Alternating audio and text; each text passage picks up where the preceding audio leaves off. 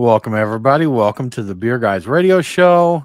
We appreciate you coming and hanging out with us, getting just a little bit of a late start. Technical difficulties have seemed to plague us lately, one or the other of us, and it got me today. But we're here now. We're here and we're ready to go. So, you have a comment, as always, we'd love for you to drop it in the comments. We'd like to hear what you're drinking, what you're thinking, or anything that you think about the stories that we discuss here. With that said, we're going to get right into it, get the show started, and we'll see you soon.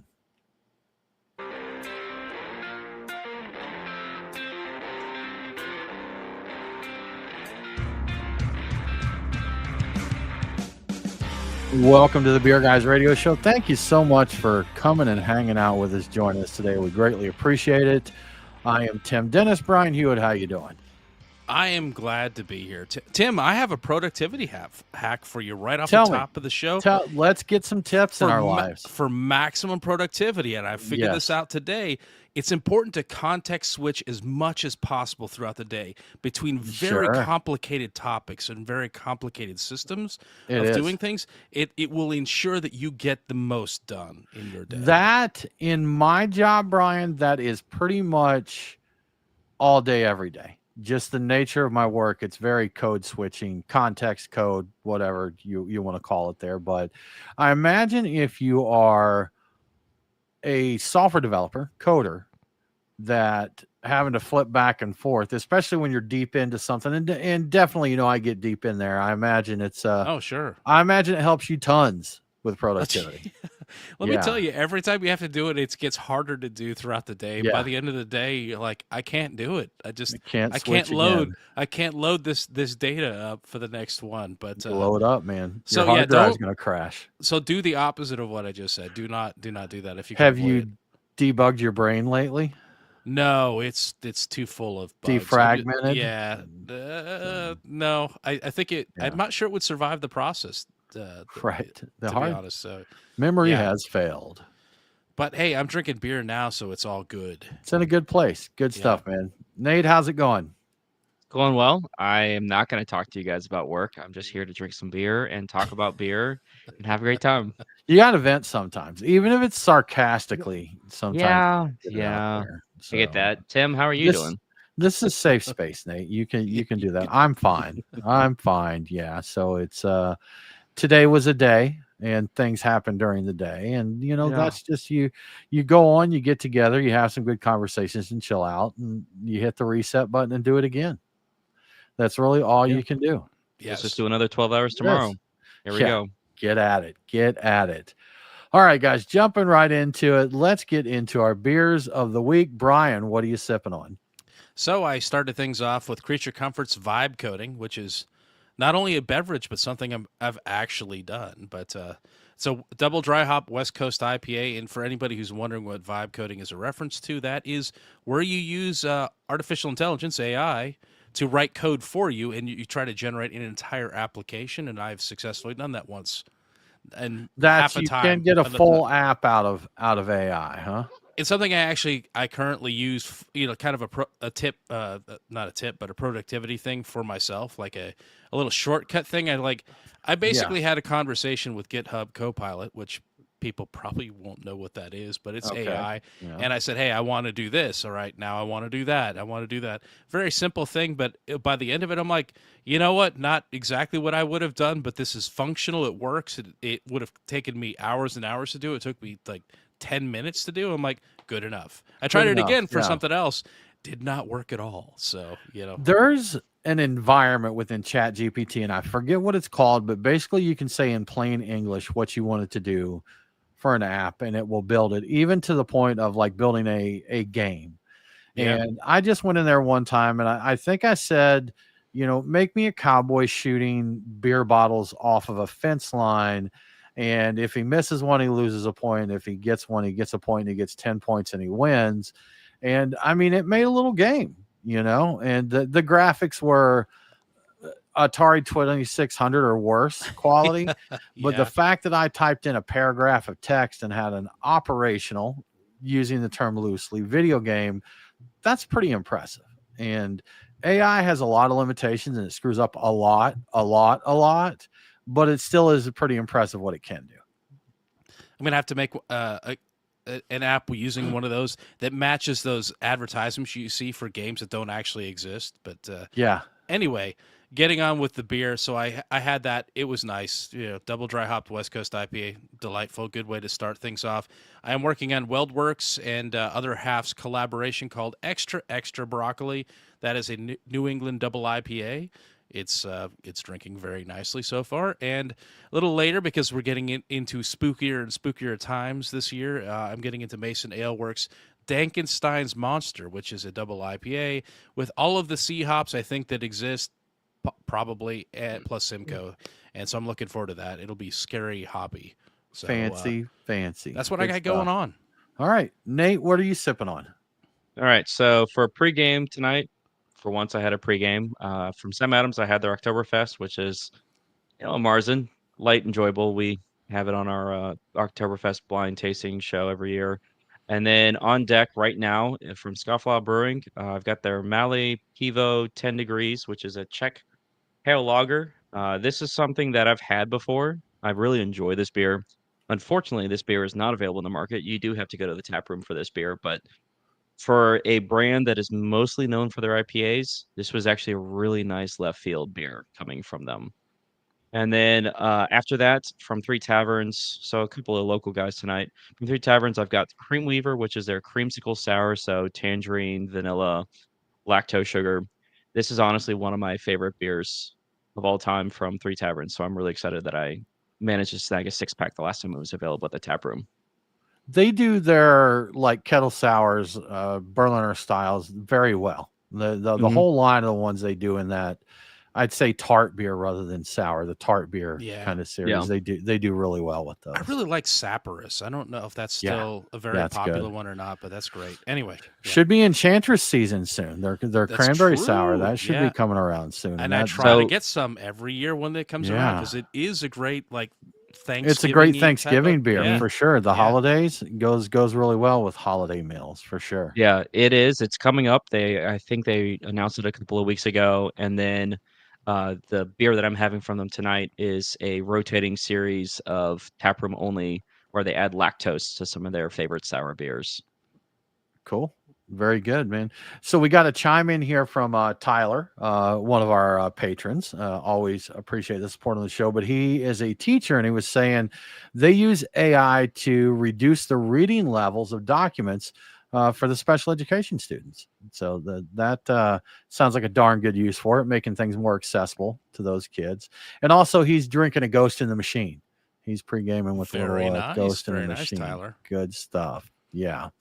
Yeah, Zach, agree. Three Taverns Imaginarium is one of their breweries. They have a couple locations, but the sours that they do there are excellent. Definitely recommend them if you can get your hands on some of those. Good stuff, guys. All right, well, moving right along. Big stuff happened in beer recently, something we look forward to every year, but the Great American Beer Fest happened. And more importantly for our show, you know what? Let me back up before we get into the actual story. Did you see any of the news stories surrounding the actual GABF? No, not specifically. So in essence, what I saw is it's kind of a shell of its former self. They're like, it's still a good time, but it's just not what it once was. It used to be, of course, like we've talked about many, many times, you had like Falling Rock Tap House out there, a lot more breweries, and the whole week surrounding JBF, Denver would just be packed out. Any place you went would have beers. They were doing, special dinners and events and stuff. And they said it's just not what it once was. Still kind of the premier beer fest in the country, but just not what it was in its heyday. And that was sad, but expected. We know how the climate of craft beer is right now, and that it's just not going to hit the way it has in the past. And I'm happy to have kind of caught it in its heyday there. And, one of the times when, Falling Rock was still open, and, there were events everywhere. You could stroll from one to the other there. It was a good time, but I'm glad they're keeping it alive and keeping it going. And at least it's still kicking along there. I should clarify. I did see one thing mentioned somewhere where they were possibly talking about reducing it a day next year. I'm not 100% sure if that's a thing, but that told me a little bit about what's going on there. I'm like, oh wow, that's if they're reducing it by a day, that means that the attendance isn't so great.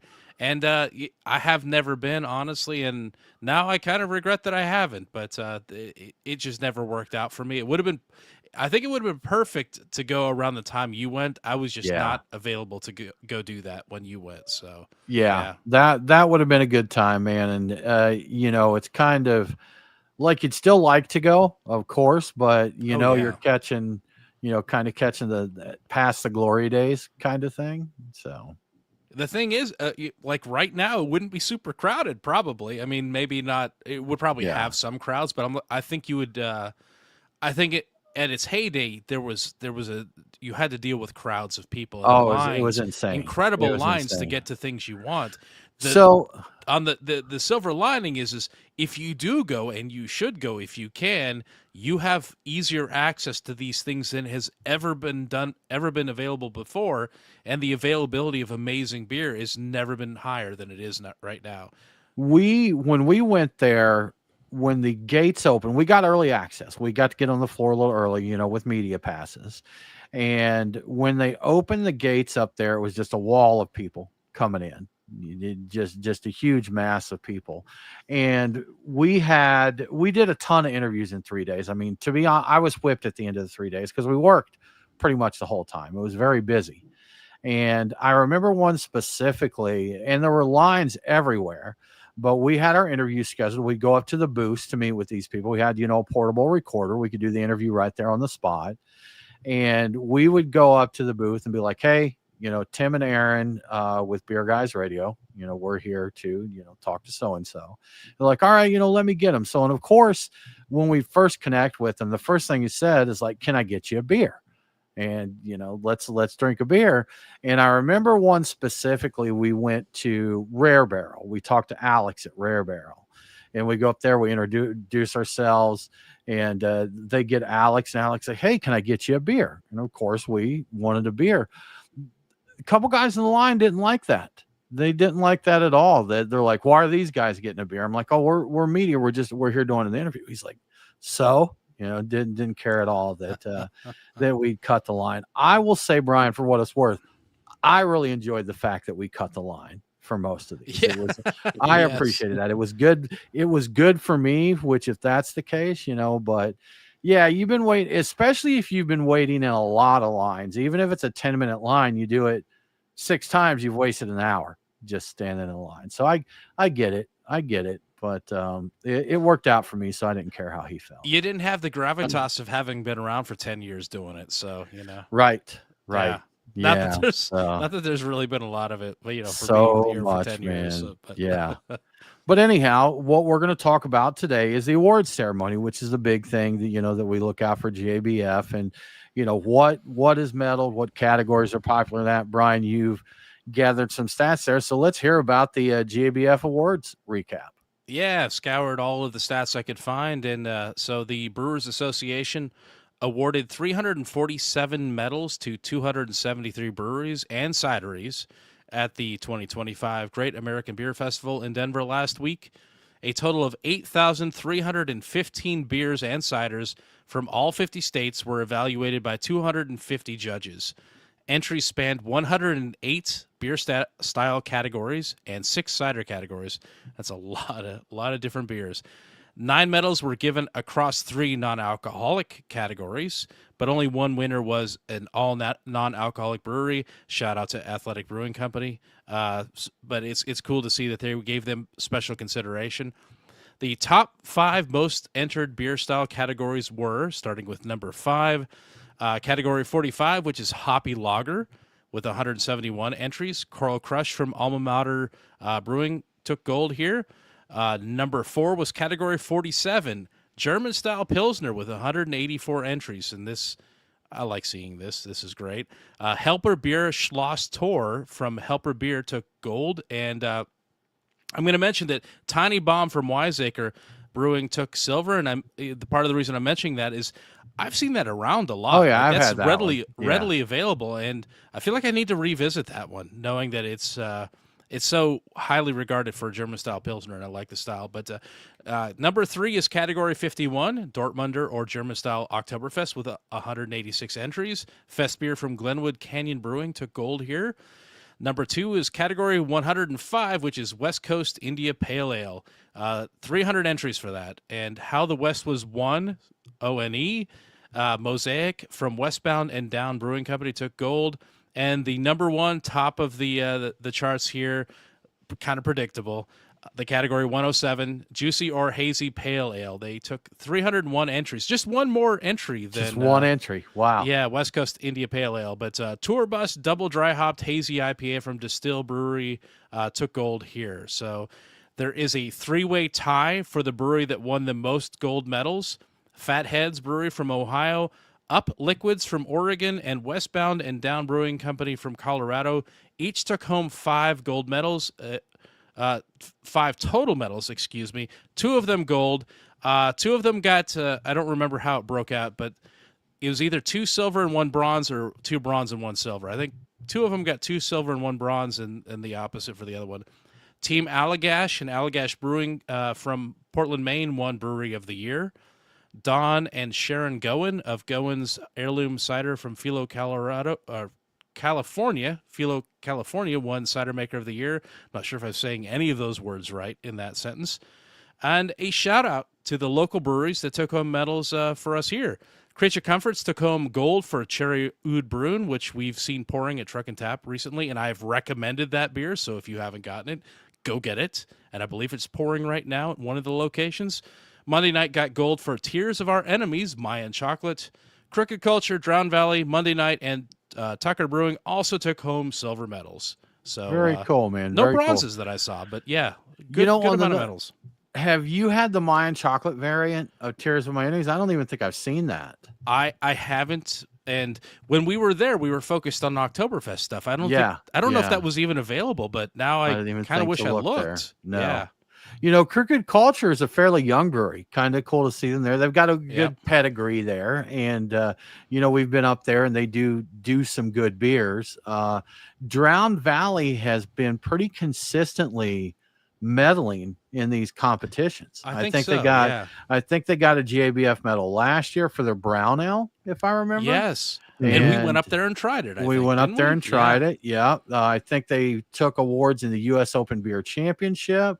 So yeah, there you go. And there is Sleeper a fair? I think probably so. It's probably fair to say they're a sleeper brewery, right? For the state, yeah. Yeah, for sure. Know, because when you ask for recommendations, they're never one that is mentioned straight away. And their location probably has a lot to do with that. They're true in the exurbs of Atlanta, I would say, or they may not even be exurbs. So they're out of ways. And it's tough to get recommendations in a big city or in a state if you're not in the heart there. Like anytime when someone's like, hey, I'm coming through Atlanta, what brewery should I check out? You're not going to mention this one because it's a 40-mile drive, you know, from Atlanta. It's all the stuff in there. But everything I've tried from them has been super solid.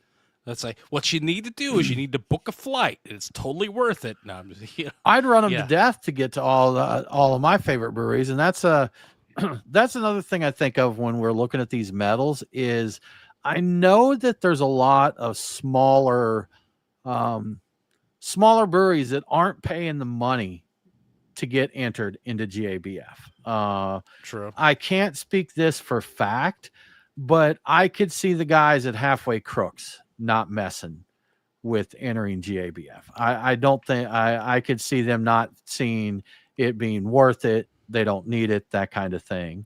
You know, you've got Good Word. It's expensive. I mean, it's expensive to enter those beers, and I don't know if they entered or not, so I can't say if that had a fact to it.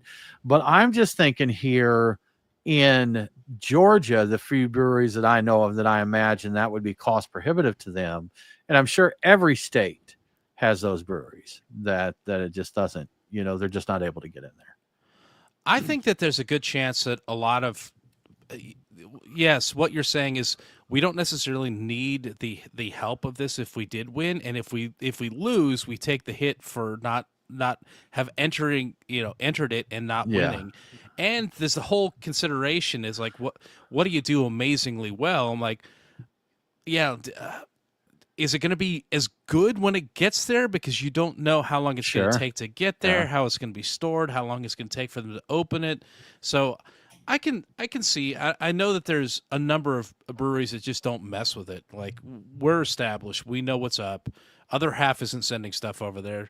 Maybe they should. Who knows? But they don't. They don't need to. They've got a steady supply of stream of people that are like, we got plenty of people coming to buy our beer. We don't need to We're mess good. with Yeah, that. So, we're good. We're good. And it's very complex entering these because, like you said, what do we do well? Because if you're looking at a brown ale, for example, we may go out and drink a brown ale that decides to increase the malt a little bit. Maybe it's a little more ABV and that, and we're like, man, this is fantastic. This is really good, but it doesn't conform to the style guidelines. So therefore, you may drink a beer and say this is a great beer, but it's not within the style. So therefore, it can't win a category if it doesn't fit that category style guidelines. Because they have to have their markers, for what it is. And not only brewing to that style, but there's a lot of great beers. And back when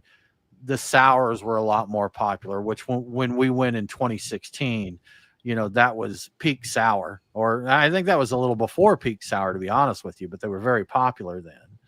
And we were talking to some of the brewers out there that commented that it's challenging for those kind of beers that maybe don't conform to the exact style. Do you put it in this? Do you put it in that category? Is it going to perform well here, there? So it's interesting to see the games that have to be played there to get these medals. Yeah, if you're at the cutting edge of a style too, like before the cold IPA now has a Sure. category, and there Yeah. was the brewed IPA for a minute that had it. Like, if you did that extremely well, you had no place to submit that anyway. So yeah, it's. I wonder how many entries Brute IPA had this year, if they had. But I don't even know if there's officially a recognized category in the competition. I think there is. Probably, I think there but is. I wonder if they remove categories. Like, do they just shove them into historical beer or something? I believe that they do. I think they Yeah. recategorize and eliminate categories. I think in some of the updates that we've gotten, they have done that in the past. Yeah. And also interesting to see the growth in the West Coast IPAs again. We've talked about that for a while, that they seem to be more popular, more places brewing them in that, and only one entry behind the hazy juicies as far as the number of entries there. Yeah, so, that's really close. yeah. When I was writing this all out, I'm like, I didn't even notice how close it was. It was really neck and neck. That's it's good for the people who love West Coast IPAs. Now, as you know, Brian, I do not love West Coast IPAs, but are you seeing more of them as you're out, browsing and shopping? Definitely. I just drank the Vibe Coding. That's a West Coast IPA. So yeah, I definitely see. While I will see 2 or 3 of the hazy type of varieties, a lot of places are now like they're mixing in a West Coast in there. There's just one of them, and they're not quite the same as what a lot around here anyway is what West Coast IPAs used to be back in the day. For me, they don't have the really aggressive, assertive, grapefruity, piney punch to them in a lot of cases. Yeah, they're a little bit more reserved, but they're definitely more West Coast than New England, tropical, fruity, hazy, soft, and all that sort of thing. A lot of these brewers probably haven't. Heck, some of them probably weren't old enough to drink when West Coast IPA was popular before. It's possible. So it's possible. They don't remember the IBU wars. They don't know. remember that. Boy, I survived the IBU wars. You were in diapers. I lost a toe in the IBU wars. A toe, man. And 3 livers. That's right. Yes, at least 3. Good stuff, man. Good stuff. Well, Brian, crazy stuff happens around the world. We've talked about different challenges everywhere. Now, India, who does have a last I heard, a pretty growing craft beer scene, that it was happening there. There was some growth there, but now they've got a can shortage, and it looks like that may actually lead to a beer shortage in India. Yeah. So India's beer industry is facing a possible shortage of up to 130 million aluminum cans coming up here. That represents roughly 20% of the total beer sales in India. 20%. That's a lot worse than what we saw during the can shortages a few years ago, aluminum shortages, that sort of thing. So 20%, we never got to that level, I don't think. Local aluminum can suppliers like Ball Beverage Packaging India and CanPack India are currently operating at maximum capacity. They say they will not be able to significantly increase can supply in the next 6 to 12 months. It sounds like they're going to need like major expansions to produce more locally, basically. Increasing supply from international sources seems like the next logical thing to go with, but that's also difficult because imported cans must go through a lengthy and I think expensive certification process. I think it's mostly lengthy more than expensive. The certification process apparently went into effect April of this year, and yeah, it's making things tough. The Brewers Association of India has been lobbying the government, asking for a short-term regulatory relaxation that will push the certification requirement back to April of next year, but it's not clear if that's likely to happen. The certification requirement was already pushed back until the end of September, and apparently that was not good enough to help them out. So if nothing has changed, it does seem likely that the can shortage will eventually lead to a beer shortage, at least for however long it takes for the local can producers to increase their capacity. So it's not clear how this is going to work out, but I'm guessing beer is going to get a little tight in India for a while. Challenges everywhere, Brian. Yeah. It's just crazy stuff. Well, Brian, before we move on, how about we give a shout out to our sponsor, the good folks at Truck and Tap? That sounds like a great idea. All right, so I was just thinking about our recent trip visit to Truck and Tap. I don't know, a week or two ago, whenever that was. And as I always do when I go up to the bar to get a beer, I check out the bourbon bottles behind the bar. And let me tell you, it's a pretty impressive selection they have. You'll see pictures of Weller and Buffalo Trace on Truck and Tap social media, but I saw some stuff that's way fancier than that. I'm pretty sure I saw a bottle of our friend Van Winkle 10 on our last visit. That's the bottle we famously finished at the bar in the middle of a beer festival, Tim, if you remember. I remember. A few years ago, yeah. It's something to keep in mind the next time you visit. Maybe you get a bourbon. Like, get some beer, but maybe get a bourbon. But while you ponder your bourbon options, here are my beer picks for the week. At Truck and Tap Woodstock, I'm going to go with Averbode by the brewery responsible for Delirium Tremens. I'm not going to try to say the name, but it has a couple of H's in it, and a U and a G, and anyway, it's a Belgian strong golden ale, and it's also a resurrection of Averbode Abbey's Trappist ale, which they don't make anymore, but it was brewed from the 14th century up to the early 20th century. It's like a glass of liquid history, and you cannot say no to a glass of liquid history, especially if it's got a little buzz to it. Why even try, Brian? No, it's futile. You can't resist. At the Duluth location, I'm getting Creature Comforts Double Cocoa Bunny. Wasn't I just talking about coconut porters last week and how hard it is to find them? Well, Double Cocoa Bunny is another one, and it is a coconut milk porter, which is different. It also includes coffee, but close enough. Anyway, yes, this is one of those beers I always get, despite the lactose. It's worth it. You gotta get it. Double Cocoa Bunny is always great. At Truck and Tap Alpharetta, my pick is Edmund's Oast Bound by Time IPA, and I'm picking it, just purely because of the description. According to the Truck and Tap website, it features old-fashioned hop bursting technologies and irresponsible dry hopping technology. So irresponsible technology is the best technology, especially when it comes to hops, and so I'm sold on this one. Hop bursting techniques, excuse me. But yes, irresponsible technology. Love the irresponsible technology. And finally, at the Lawrenceville location, I'm going with Boulevard's Love Child number 12. This American Wild Ale is a blend of barrel-aged beers. A little over half of the mix is sour beers from various puncheons. I think it's about 55%. 30% is barrel-aged pale ale. The remaining is 15% is barrel-aged barley wine. So this sounds complex and delightful, and you have to try this. If you've never had a Love Child, any of them, of any of the versions from, I guess they've been doing it for 12 years or something like that, 12 releases, you got to try it. You really do. It's a great one. And there you have my beer picks for the week. As always, if you'd like to see the full tap list before stopping by, take a look at truckandtap.com. The taps change quickly, and you never know what great new beers might be going on. And if you'd like to see what food trucks are serving and what events are happening, like trivia, karaoke, Oktoberfest, maybe bourbon specials, who knows, that kind of thing. You could find that at truckandtap.com. Everything you need to know can be found at truckandtap.com. So check that out. And thank you to Truck and Tap for your support. Thank you, Truck and Tap. And something I want to throw out there, all of their venues are set up very openly. Yes. There, like for my location here in my town of Woodstock, they've got a walk-up window on the sidewalk there on our main street, and you can walk up and get your beer, Brian. You know what? If you don't have time to go inside, if you're out walking the dog and you're like, I need a beer, they got you covered. You can walk right up to the window there, and the back side of the of Truck and Tap has the garage door style windows. So when the weather's nice, they open it up. They open up that front window, and you pretty much got open air there. And it's just a really cool place to hang out. Nice patio area back there. So not only do they have a great beer list and great people there, but it's a pretty cool place to hang out in general. So highly recommended. I agree. Yeah, of course you do, Brian. Of course you do. The nice thing about your place too is because so much of it is foot traffic, it's actually a little easier to find a place to sit inside because a lot of people are just grabbing and going. So yeah.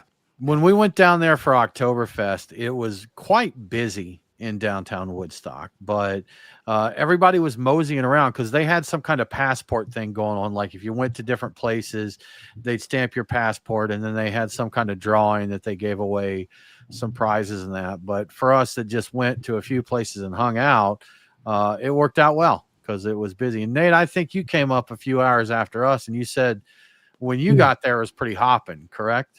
Yeah, so I kind of played sweep with you boys, but yes, they still had a major spillover on the sidewalk. Yeah, that was the night of the Woodstock Oktoberfest festival. So all the bars and restaurants were doing something special for that. doing a little something. Yeah, it was pretty cool. Good times.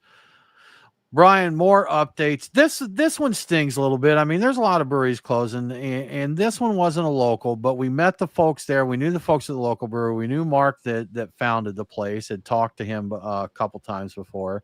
Iron Hill Brewery, who recently announced that they closed every location. It wasn't that long ago. They closed a few locations, and the next thing we know, they closed down the whole chain.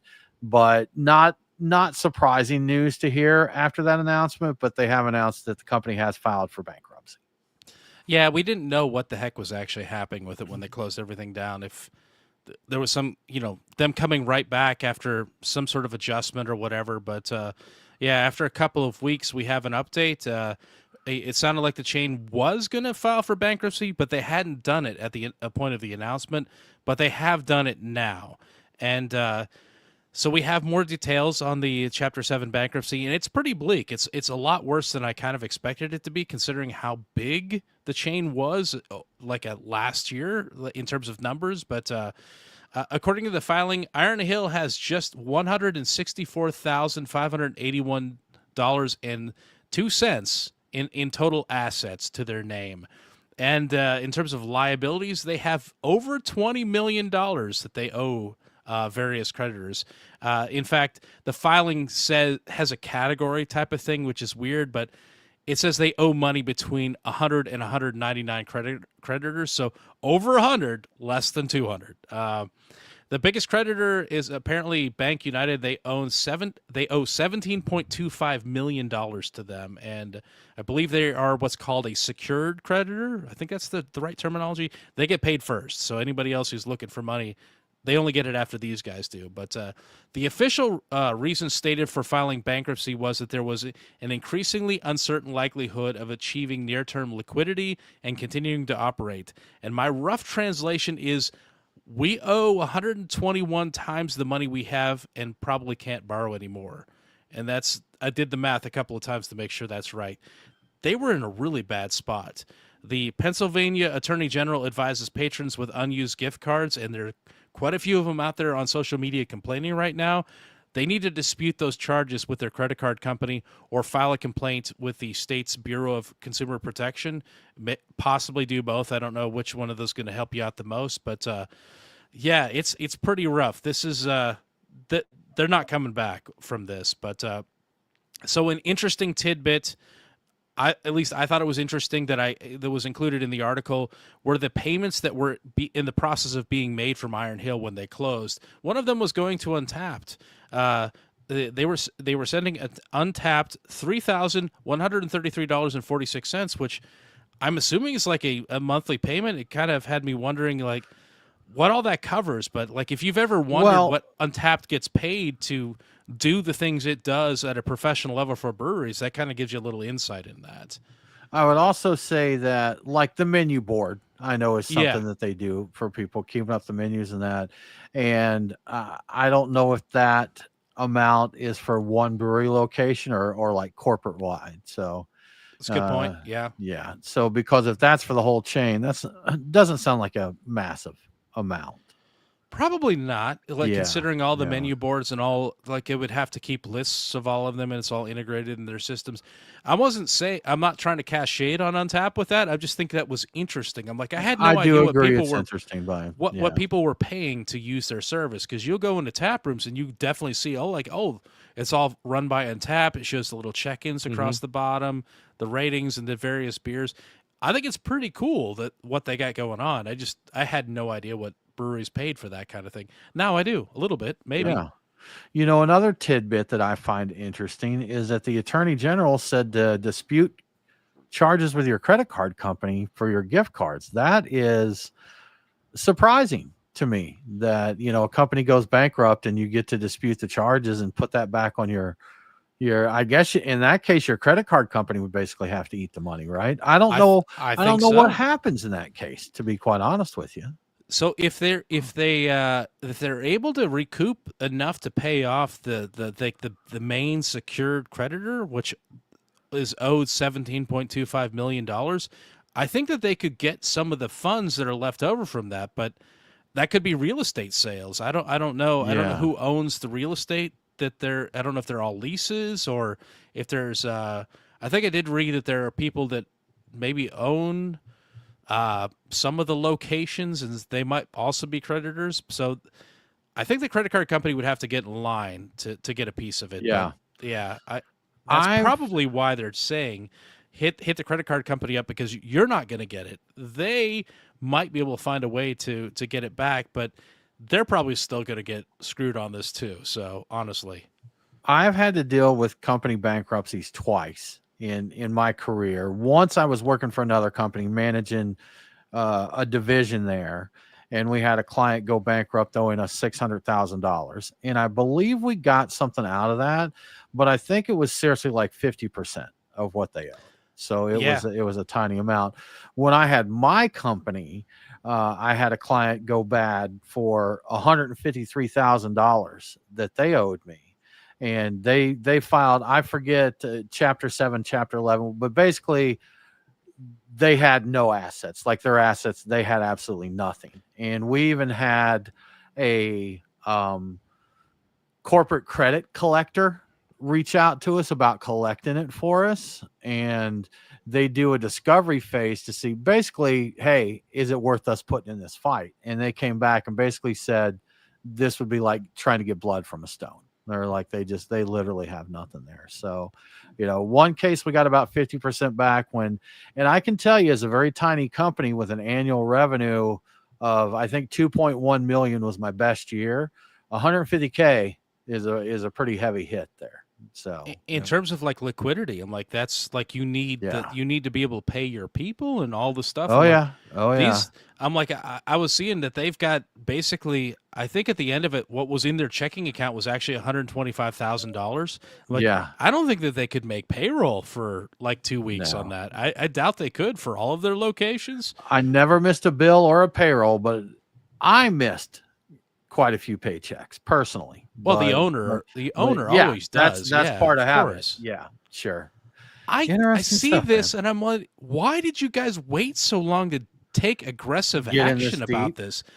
This is you a see little that a boggling. Lot, though, man. Yeah. You know, they think it's gonna turn around. We're gonna get out of it. You know, turn around, we'll get out of it. And then, you know, they're trying to stop the bleeding by closing a few locations, and it just didn't. And when you're a company that size, man, I imagine those numbers can snowball pretty quickly. Oh yeah, 3 was not enough for that. I can't Yeah. even imagine. I don't know their business that well, but I'm like, they still had a dozen or so locations. I'm like, you can't pay those people. I don't know how you're gonna.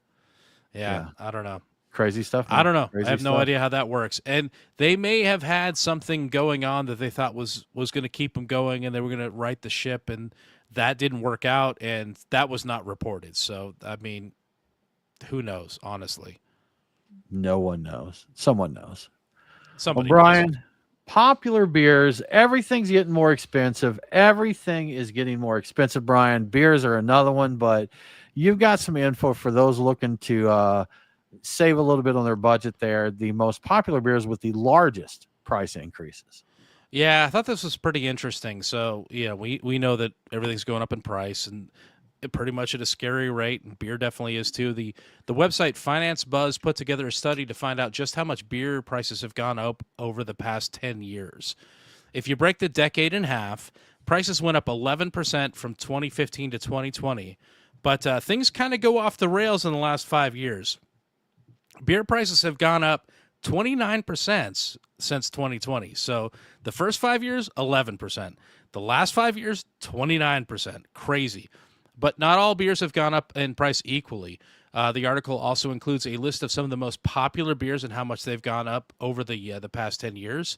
Spoiler, pretty much every beer on the list, except one, has gone up over 29%. These are all the ones you've seen, definitely. So here are some highlights. The beer that went up in price the least over the past decade of this list of very popular beers, not including all the craft stuff everywhere, is Blue Moon. It was up just 27%. This is the only one on this list of very recognizable macro beers that didn't hit that 29% rate. They're up. It's up about $3.50 a six pack over the course of 10 years, which is not bad considering. 7 of the beers on this list are up 35 to 38%, including Yuengling, Bud Light, Budweiser, Coors Light, Miller Lite, Corona Extra, and Modelo Especial. All of them are up around $4 a six pack. And the Position of Shame, the beer that has jumped the most in price. And before I reveal what it is, does anybody want to guess what it is? I've kind of tried to hide the name of it. Let me see what's missing from the list there. I'll give you credit for like getting the name of the company right, because it's not maybe the one you would expect. Yeah, I don't know. I got no guess on this one, Brian. Nate? Anything, Momuck, Nate? Did you cheat? The only two potential guesses I have are maybe either like somebody from Michelob Ultra or PBR. You know what? They didn't include Michelob Ultra in this, and I think that they should have, but I didn't see that in the list. Oh, no, I did, and it was not as high as this one. It was a little bit more than these others. I think it was about $4.50 or $5 increase in price, and it was probably around 40% increase. What does a six pack of these beers cost these days? I mean, we're talking about, Bud Light going up $4 a six pack. Did it go up like 50% there? What did a six pack of Bud Light cost 6 years ago? Because in my day they were like $1.99. So let's see. I had a spreadsheet. Hang on one second, if I can find it. I did actually have it. Now I've lost. Oh, beer price. There we go. We got Tyler's got a guess that the one you're about to say went up 71% is Guinness. It's not Guinness, but that's an interesting name. Yeah. Interesting choice. I picked the wrong thing to open up. Hold on. Beer price increase. Let's see. There we go. So the price of Budweiser was in 2015 $10.99 a six pack, and now it is $14.99 a six pack. I should have had my spreadsheet open for all this stuff. So hold up, I'm confused now because you're saying they went up $4 in the last 5 years, but you're comparing the 2015 to the 2025 price.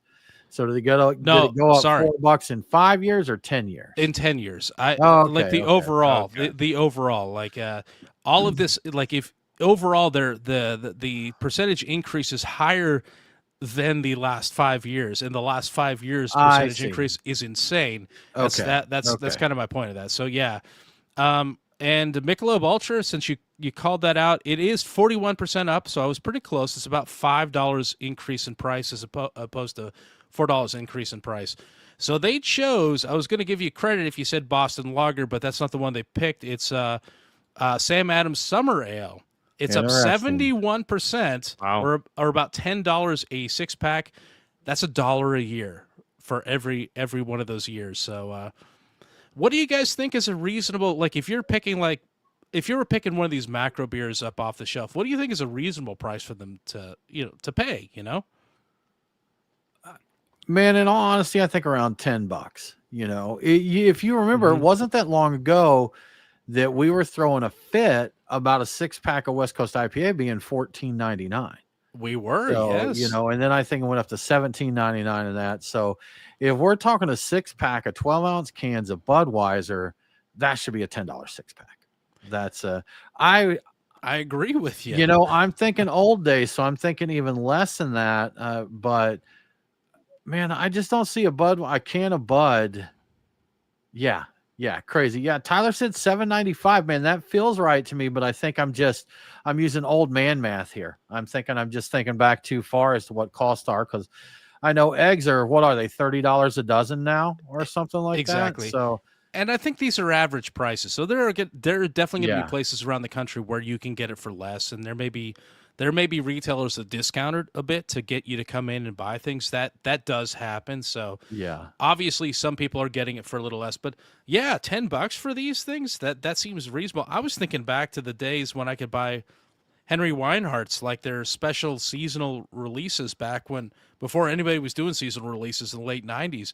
I was getting those for $5 or $6 a 6-pack. I'm like, Yeah, that that's what I was sounds thinking, right man. to me. But when I was drinking macro beer, I remember like $5. I actually remember some places running like a $4.95 or $4.99 special, for a 6-pack. And for many years, Bud Light was my drink of choice there. sure. And I usually bought them in the 12 packs. And man, I feel like those were like $9.99 at the time. So anyhow, Yeah, expensive. when I was buying beer for a liquor store, I mean, at this point, it's only been about 4 years since I left the job, but I started buying in 2016. 6-packs were about $7.99 across the board for the domestic brands, but every October, it never failed. They always introduced a price increase. Yep. And the way that you beat price increases, they said, "Oh, well, here's this new quantity discount. You can bring in more product to hold the price at what you're currently selling it at." And so that's Oh how the yeah. distributors always play it is, this is the price increase, but if you want to buy 3, 4, 5 more cases per order, you can get the discounts, the case discounts, and sell those 6-packs at the same price you've been holding them at. So the $7.99, was that your store's wholesale price, or was that your shelf retail? That was my shelf price. So yeah, $7.99 Okay. shelf price. And by the time I Yeah. left, I couldn't do the 100 case mix and match between Yeah. the domestic brands to hold that price. So by the time I left, my 6-packs were $9.99.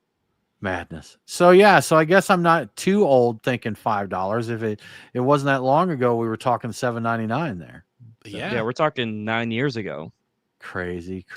So this being an average, it's gonna average like the entire country. So you're looking at California prices mixed in with Yeah. the prices we Yeah. have here. So yeah, obviously some people are going to see less, but I kind of agree with you. I like to see the macro loggers sub 10 or Sub less. 10 for sure.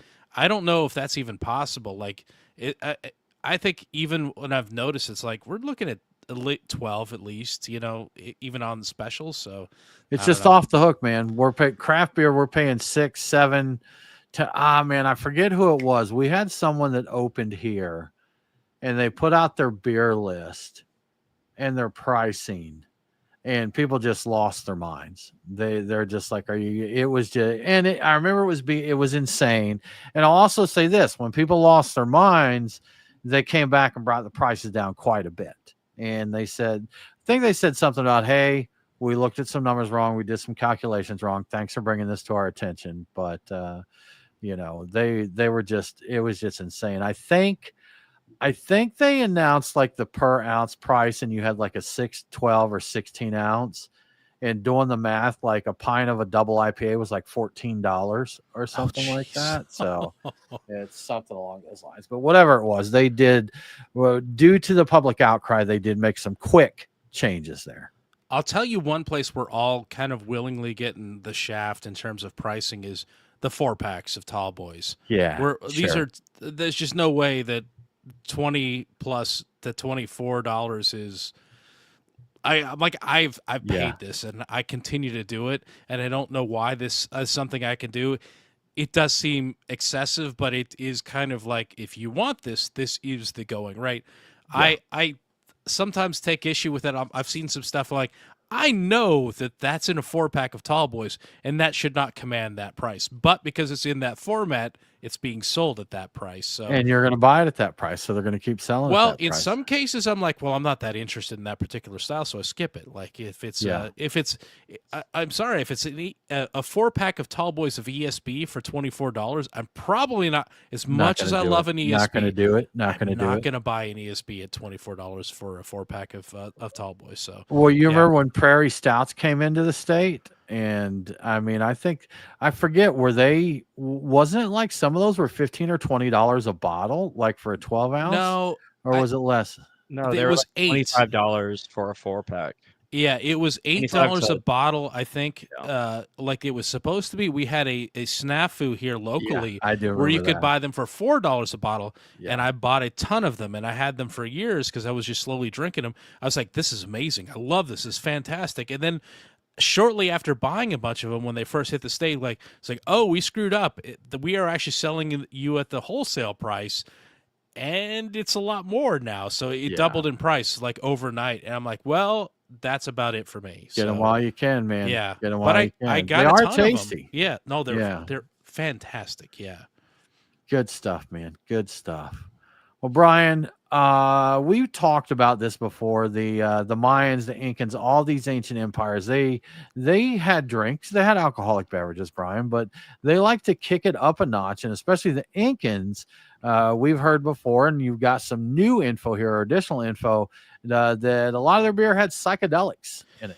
This is actually pre-Incan Empire. So a new study suggests that the Wari Empire in Peru from 600 to 1000 CE, which I think we used to call AD, but they likely used hallucinogenic beer as a tool for political unification and diplomacy. That's the hypothesis anyway. I think there's another hypothesis is that they just like to get crossfaded, but we're going to go with the scientific one here. The beer in question is chicha, which is not too surprising considering the area, which was made from the berries of the Chinus mole, or Peruvian pepper plant. To that beer, they added a psychoactive agent called Vilca, which is derived from the seeds of the Anthenianthera columbia tree. Yeah, it's a tree. I saw the word on our notes, and I knew there's no way you were gonna. No, not after. Like I'm at the tail end of the second double IPA. Well, not IPA, not double IPA, but I can tell you that the tree looks great. It's got big, fuzzy white flowers. It's pretty neat, and it was in the article. And anyway, it's believed that the feasts featuring this beer were central to Wari diplomacy, alliance formation, and the consolidation of power within their large multicultural empire. They owned a lot of terrain with a lot of various groups of people that weren't, homogenous in any way.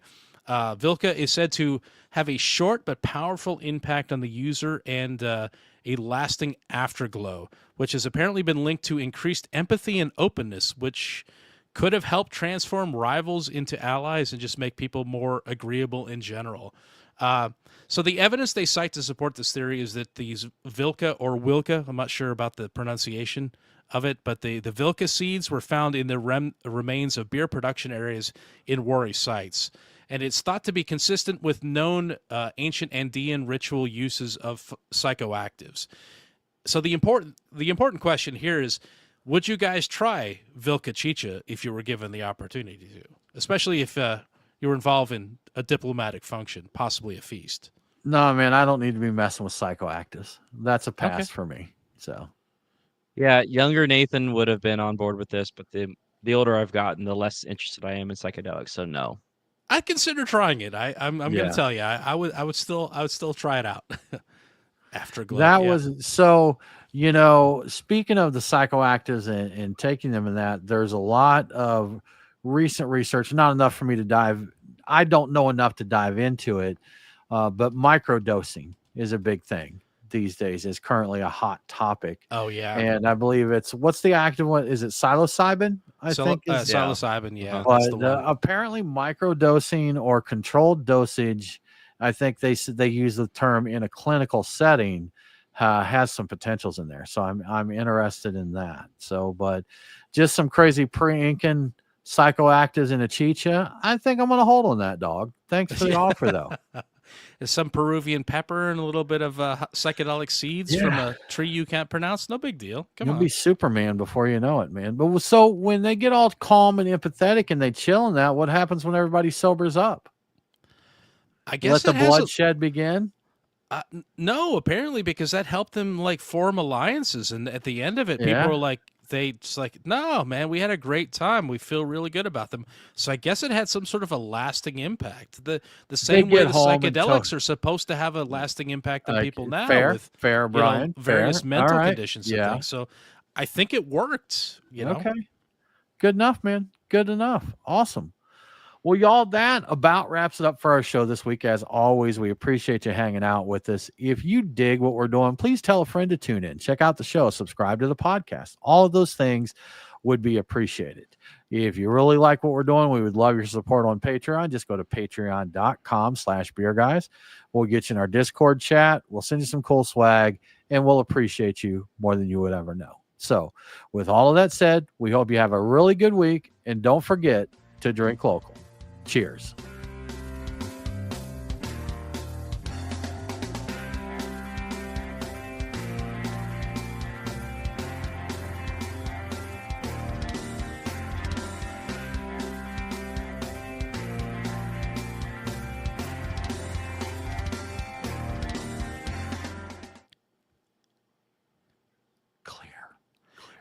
Was Afterglow a female wrestling league like Tyler's saying? I seem to remember something like a Netflix movie or something about that. I think you might be right. Like from the 80s? It might have been. What was it? Glow? Isn't that? Oh, Glow was a lady. That was the Was it Glow? The gorgeous ladies of wrestling. Oh, yeah. Okay, that makes sense. Tyler, is that what you're thinking of? Is Glow? Probably. So, yeah, that could be it, man. The wrestling league. Good stuff. Probably it, yeah. We are going to call it a night. Thanks for hanging out with us. We hope you all have a good one, and we will see you next week.